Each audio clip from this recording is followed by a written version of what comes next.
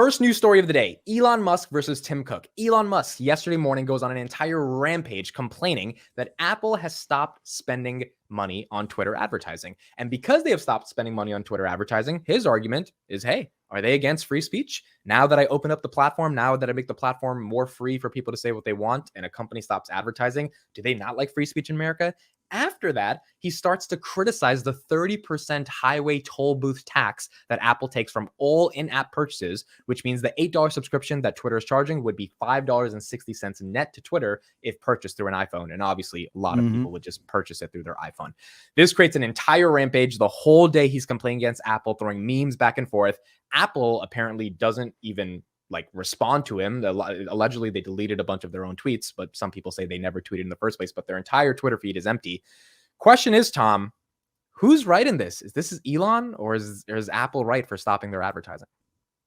Well, look, obviously, Apple is a behemoth. That's the 300-pound gorilla in the room. They get to charge whatever they want to charge. That's why we have the FTC, who's kind of the authority that's supposed to stop Apple from being predatory. You can debate whether 30% is too much or too little, but I think it's fair game for Elon Musk to complain. There's nothing wrong with him coming out and saying, hey, guys, for what you're doing, I think 30% is exuberant. You're a middleman. There's no middleman. I can think of, to me, Tom Nash, not Elon Musk, I can think of a middleman that takes 30%. If you go to buy an apartment, the middleman takes, 3%, 4%. Auto sales, a couple percent. No middleman charges 30% unless it's narcotics or unless it's a monopoly, right? So they're not in the good, let's put it, neighborhood if they can charge 30%. The only reason a middleman can charge 30% because there's no alternatives. But here's the crazy part. Elon Musk is basically saying, dear Apple, you are basically abusing your quasi-monopolistic power by overcharging 30% on this toll booth. And I don't appreciate it. Now, their response was, and that's the crazy part, is to essentially just pull advertisement money out of Twitter as if they want to play hardball and punish him. I think their response kind of ironically just proves him right. Instead of just ignoring him, number one, or number two, maybe Tim Cook giving him a call or set up a meeting or say, hey, let's do some sort of a thing that proves that you're not a monopolistic monster that gets to call the shots and basically say, hey, I'm going to take your lunch money. It is what it is. They basically just showed to Elon, hey, you're exactly 100% right. You're going to talk bad about us. You're going to say things that we don't want people to talk about. Hey, guess what? We're not going to advertise on your platform. Go F yourself. And that just proves what he was saying about them. Okay. So here's the problem I think that exists within your argument. I am not going to disagree with the idea that Apple should be more inclusive of free speech, because if Elon's making the platform more free, Apple probably should support that. They should continue to advertise. They should support free speech in America. I agree with that. The problem here, which is why I'm very surprised you even said this, you said Elon Musk has the right to complain about this. Everyone has the right to do anything, right? It's a free country. The question within is the boundaries why? of law.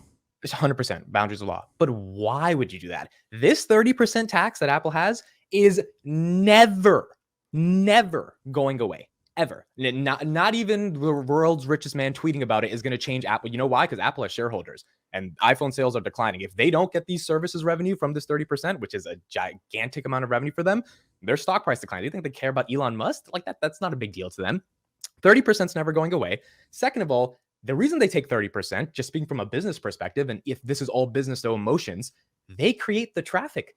The reason YouTube takes 45% of the ad revenue is because they give you all the people to watch your videos. Otherwise, your little videos mean nothing on this planet if you don't have the distribution for it. Second of all, they create the experience to even use the app. If this iPhone, which takes a lot of R&D, a lot of developing, a lot of design, isn't good, the apps are not valuable, which is why most people that buy things on a mobile device are iOS users, not Android users, by a significant margin.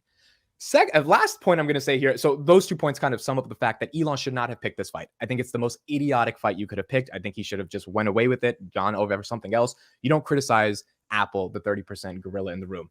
Final thing is Apple spent $50 million in Q1 on Twitter advertising. Imagine Elon Musk just let them advertise, didn't ruin the relationship.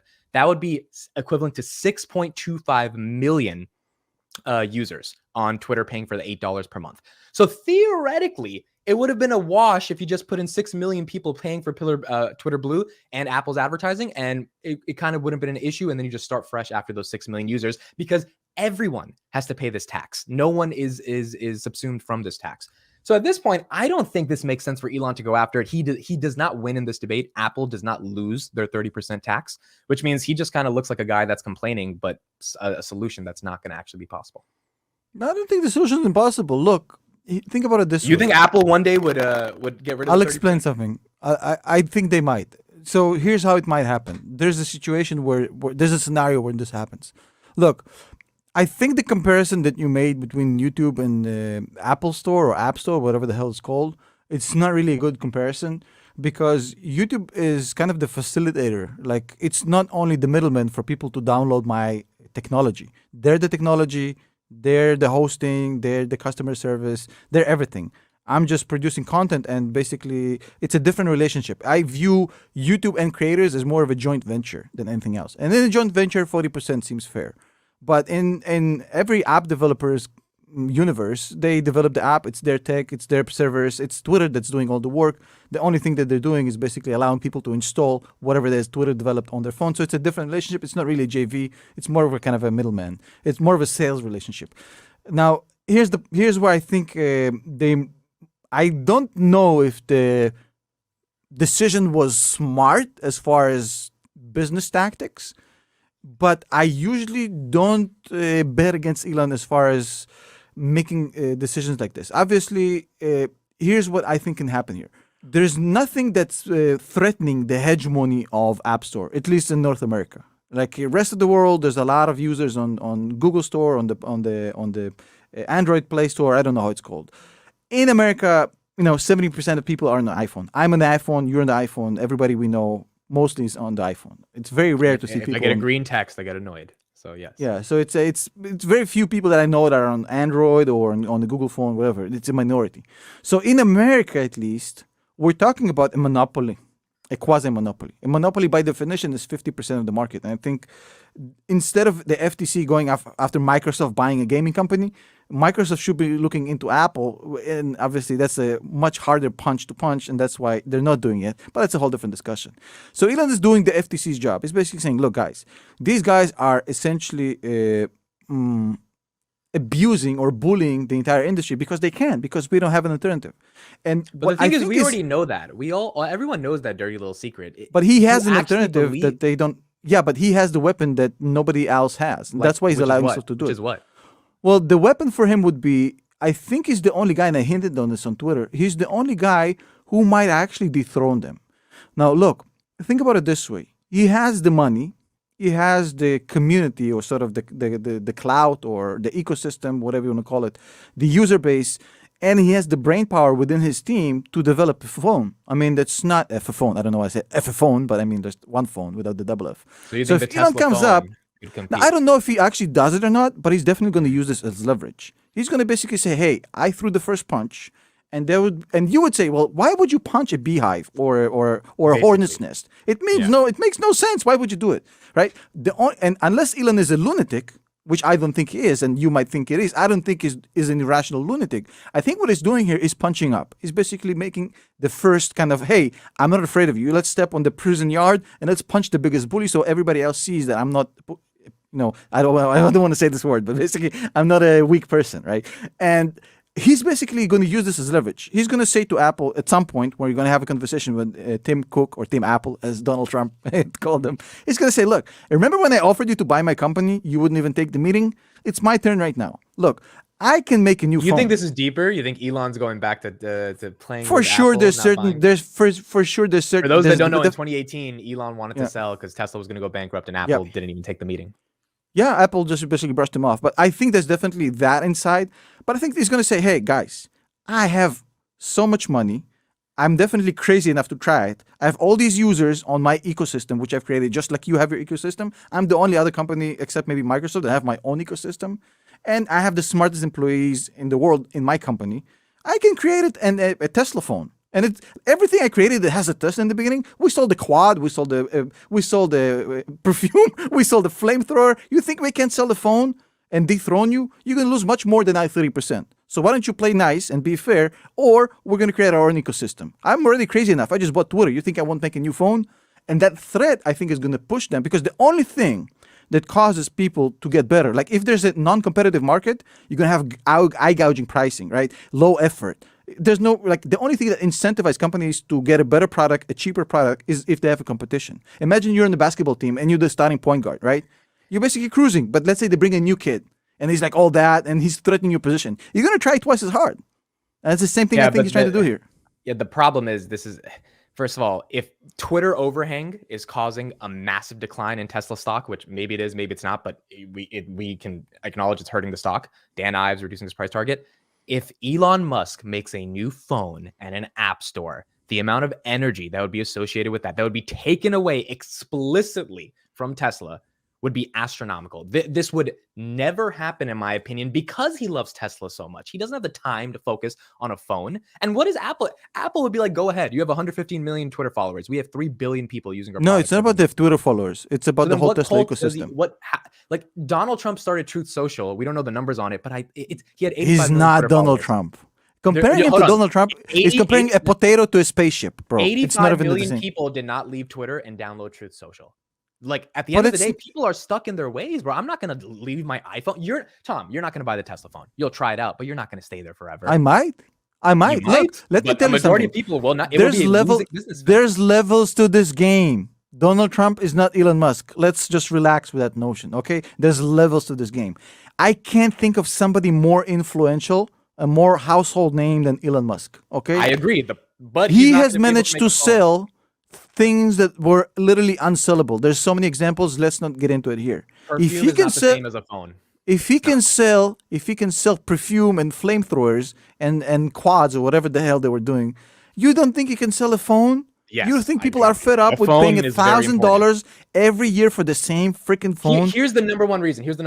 On the phone, what makes the phone valuable? The apps. Which means he would have to get Facebook, all these big developers to build new software for his Tesla OS, which is not easy, man. Like that's a very. If he has the users, I know you don't know classic films, but there's a very famous film called Field of Dreams, and obviously you haven't seen it because you know nothing about culture. In Field of Dreams, Kevin Costner's character, he hears this voice in his head, and it says, "If you build it, they will come." No, that's wrong. I have a startup. I know that's not the case. You have to do marketing. If you build something and there's no apps on it, no users. Amit, can I say you something without no disrespect? I love you. I think your startup can be huge, and I'm betting on you to be successful. But you're not Elon Musk, and I don't mean it in a disrespectful way. Is not real. No, I don't mean it in a disrespectful way. He's able to create a brand new product from scratch, a brand new platform from scratch, and implant into it tens of millions of users from day zero, which nobody else can't. No. He can put the people inside of the platform for them to use it and get value of it. He can put one tweet and drive 10 million people. But for them to actually use this thing daily, this thing that controls our lives, I don't know how you see that, to be honest. I really don't. Well, here's the problem. You don't have real competition right now.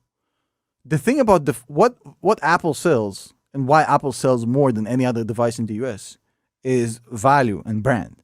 You don't think that the Apple phone is that much better than the Android phone. They're probably comparable in almost every little thing you can imagine. Minute differences at best, right?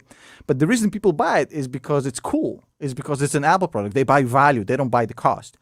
If this guy comes out and he provides you something that has the Tesla brand around it, the Tesla aura around it, I think he can actually cause a lot of momentum in this industry. But guess what? He doesn't need to. All he needs is the threat of.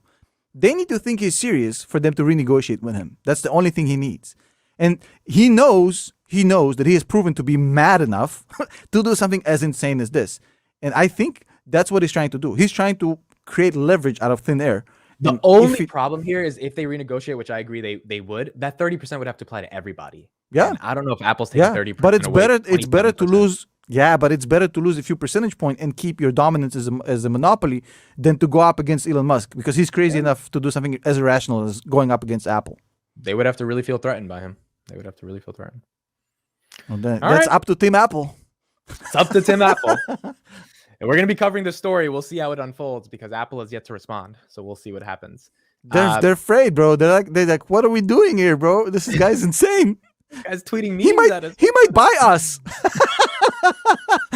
Well, Tesla could be crazy. arguably Tesla could arguably be much more valuable than Apple in 10 years, like 100%, right? So Yeah. that's Tim Cook missed out on buying Tesla when he could have got it for cheap. Could have got it for very cheap. Man, he even took a meeting, bro. Imagine like That's how disrespectful. That's disrespectful. I'm sure Tim Cook is in Elon's black book. He's like, one day, motherfucker. One One day. day.